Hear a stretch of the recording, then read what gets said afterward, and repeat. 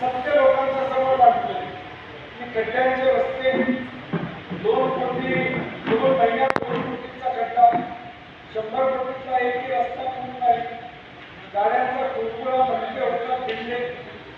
उपमुख्यमंत्री आले की रात्री रस्ते केले जातात, मग अधिकार कोणाचा आहे? म्हणजे महायुतीचाच आहे.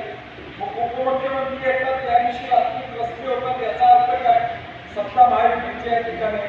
प्रदूषणाचा विषय असेल, गेट पाईपलाईन आली पण नियोजन ढासा. म्हणजे आज वर्तमानपत्राच्या बातमी आम्ही देतोय की माध्यमांनी देखील नमूद केलेलं आहे की गेट पाईपलाईनचं पाणी आलेलं आहे, परंतु नियोजन ढासळलेलं आहे. म्हणून हे सगळे मुद्दे भ्रष्टाचार, महापालिकेत टक्केवारीतून बिल मंजुरीची स्मार्ट स्कीम, ही बातमी आहे.